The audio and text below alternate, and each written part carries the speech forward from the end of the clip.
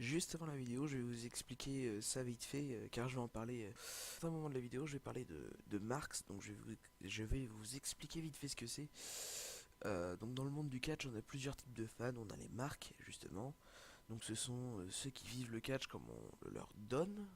Euh, Par exemple, ce sont ceux qui vont croire que l'Undertaker et Kane sont vraiment frères, par exemple. Ensuite, on a les smart. Donc là, ce sont ceux qui vont plus s'intéresser aux coulisses du catch et aux politiques, qui préfèrent appeler l'Undertaker un Mark Calloway et non pas Undertaker. Et pour finir, on a les Smarks. Donc ça, c'est un petit mélange des deux en fait. C'est ceux qui connaissent la vérité mais qui vont accepter la façon dont on leur donne le catch. Donc voilà, c'était juste pour mettre ça au clair avant la vidéo. D'ailleurs, je vous laisse. Et sur ce, bonne vidéo.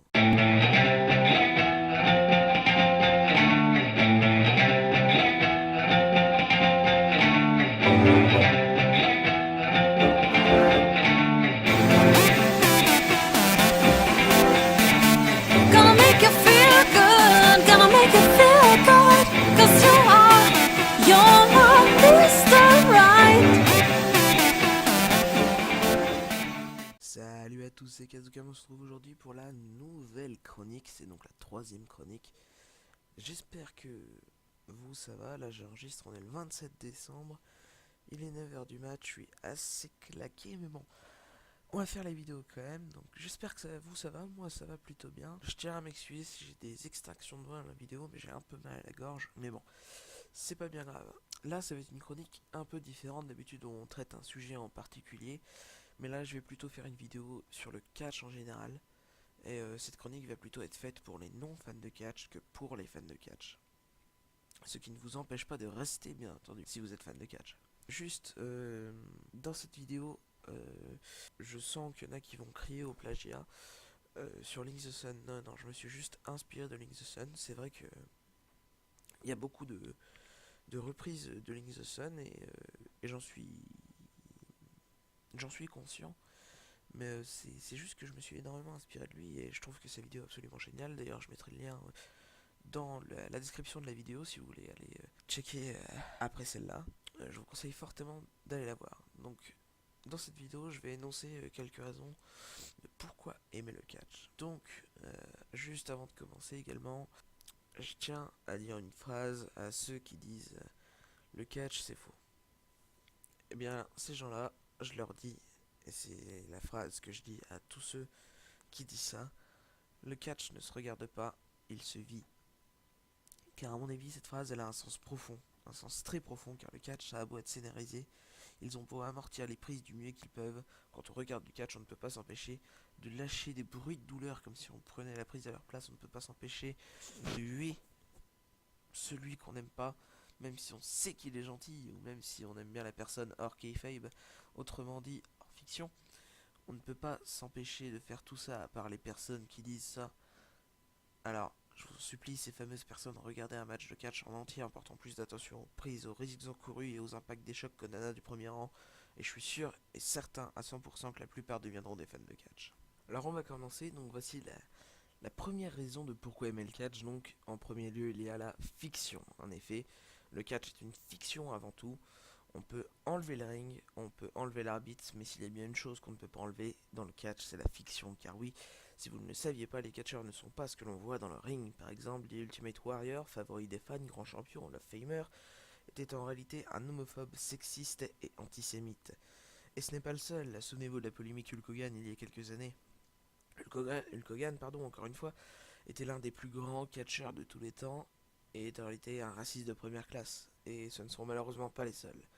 Mais heureusement, les catcheurs de nos jours ne sont plus comme ça. Par exemple, Finn Balor, en portant les couleurs de l'homosexualité, Jeff Hardy, lors d'une tournée européenne, a vu un fan attendant dans sa voiture que la salle ouvre, est venu le voir et lui a proposé une photo. Bien entendu, le catcheur le plus connu de tous les temps, mais non pas le plus fort, comme certains le penseraient. Je parle bien sûr de John Cena. Je crois que c'est l'un des seuls catcheurs qui possède le même personnage de ce qu'il est dans le ring que ce qu'il est en vrai. Il faut savoir que John Cena, pardon, excusez-moi, Je dis donc que John Cena est l'homme avec l'un des plus grands cœurs sur Terre et qu'il est la célébrité à avoir fait le plus de dons à l'association Make-A-Wish avec plus de 500 vœux réalisés. Mais revenons à la fiction. Dans le catch, je crois que le catch est le seul endroit où l'on peut avoir un mort-vivant, un démon, un fou, un chef de secte lui aussi, ou bien encore un zombie dans un même ring. Le catch est une source d'inspiration de personnages aussi bizarres les uns que les autres, mais je pense m'attarder ça dans une vidéo future. La deuxième raison est tout simplement le fait que tout peut arriver dans un show de catch. Car déjà, comme je viens de le dire, on peut avoir un zombie et un démon dans le même ring, mais aussi car n'importe quel résultat peut avoir lieu. On peut très bien avoir un match pour le titre WWE entre Brock Lesnar et Roman Reigns, Seth Rollins peut l'emporter. Et ce scénario est déjà arrivé. Ou encore on peut très bien avoir un match entre The Undertaker et Santino Marella, gagnerait. Ou pour reprendre l'exemple de Link the Sun, on peut très bien avoir un match entre Hulk et Tank May, où cette dernière gagnerait. Je pense m'avoir assez expliqué pour cette deuxième raison, et passons à la troisième. Donc ensuite, je pense que tout le monde peut aimer le catch car il y en a pour tous les goûts, pas forcément à la WWE, pardon, loin de là, car il faut savoir que dans le catch, il n'y a pas que la WWE, il y a aussi les fédérations indépendantes et c'est souvent là qu'on trouve le plus beau catch. Je vais vous énoncer, j'ai du mal aujourd'hui, excusez-moi, quelques fédérations de catch et leur style de catch. Donc il y a la WWE et la NXT, c'est du catch mainstream, on ne cherche pas forcément à sortir des mouvements incroyables, mais plutôt à, à jouer avec le public, à le divertir, à montrer qu'ils ont des hommes forts, bien musclés, etc. Ensuite, voilà, on a la NJPW, la AJPW ou encore la NOAH. Donc ça c'est du Puroresu, un style de catch extrêmement violent qu'on appelle aussi le strong style. Le but est de donner l'impression de casser un membre, ou presque, du moins, à chaque coup pour mieux comprendre ce qu'est le Puroresu. Je vous conseille de regarder des matchs avec Shingo, Shinsuke Nakamura, Kazuchika Okada, Kenta Tetsuya Naito ou encore Kushida. Et ensuite le catch Spotfest, donc lui on va le trouver à la ROH ou encore à la PWG. Euh, donc dans ce style de catch, le but est de sortir des mouvements phénoménaux tout le long du match. C'est généralement le plus beau des catchs car on voit des enchaînements de coups et d'esquives abracadabrantesques en permanence. Si je dois conseiller un style de catch à un non-fan pour qu'il le devienne, clairement je lui montrerai ce type-là. Ensuite, on a le catch Lucha Libre, donc là ce sont les fédérations mexicaines qui le pratiquent comme la AAA ou encore la CMLL, pour ne citer que les deux plus connus. Donc en général, c'est le catch préféré des enfants ou des nouveaux fans de catch, car c'est le style de catcheurs comme Rey Mysterio, Sin Cara ou encore Mil Muertes. On trouvera ensuite, après le catch Lucha Libre, pour finir, le catch hardcore ou ultra violent, que l'on peut voir à la BJW ou à la CZW, ou encore anciennement la ECW.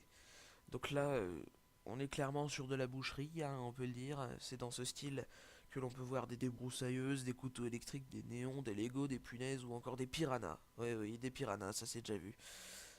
Donc ce style n'est clairement pas pour vous si vous avez peur du sang, hein, car il n'y a que ça pendant tout le match.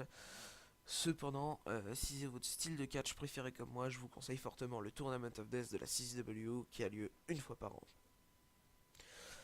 Et quand je dis il y en a pour tous les goûts, ce n'est pas forcément en style de catch, mais aussi en stipulation. Il y en a qu'on ne pourrait pas en inventer. Encore une fois, allez voir la vidéo de Link the Sun, il a essayé et il a raté. Non, sans plaisanter. Il y a tellement de stipulations qu'il en est obligé qu'il y en ait au moins une qui vous plaise. Le flag match, le casket match, le Birds Alive match, le scaffold match, l'ambulance match ou encore No Rope Barbed Wire match. Et je n'en ai cité que 6 sur des centaines. La troisième raison est qu'on a des stats, des trivia, des faits, des records et plein de choses super intéressantes à savoir. Par exemple, est-ce que vous saviez que Rey Mysterio, ayant grandi à San Diego, a maintenant un jour en son honneur dans cette ville? Ou encore, saviez-vous que Sasha Banks, l'une des catcheuses phares de la WWE actuellement, est la cousine de Snoop Dogg? Que Kane était le maire du Knox County, que The Rock, Nia Jax, Roman Reigns, Rikishi, les Usos, Rocky Johnson sont tous de la même famille. Bref, le monde du catch possède des faits, des stats, des trivia de partout et sont parfois super intéressants. Pour finir cette vidéo, j'aimerais citer une raison qui est plus faite pour les fans et encore plus particulièrement pour les marks. C'est que vous pouvez écrire vos propres shows de catch en les écrivant comme je l'ai fait pour les histoires. Vous pouvez, pour les histoires de Kazukam, pardon, vous pouvez le faire sur les jeux d'Adam Ryland, EWR et TEW. Vous pouvez le faire sur les jeux de catch WWE 2K et c'est quelque chose de vraiment très fun à faire. Et en faisant ça, les marks pourront devenir des smarks ou des smart. Sur ce, c'était Kazukam. Moi, je vous fais plein de gros bisous partout. J'espère que cette vidéo vous aura plu. On se retrouve une prochaine fois. Je sais pas quand vous dire, car là, comme vous avez pu le voir, ça fait longtemps que j'ai pas sorti de vidéo. Je suis à l'internat. C'est extrêmement dur pour moi de record, surtout que j'ai des problèmes avec mon micro, donc c'est vraiment très dur.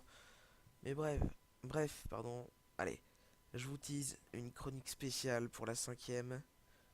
Il y en a encore une entre deux, mais pour la 5ème, je vous tease une chronique spéciale qui ne sera probablement pas sur le catch.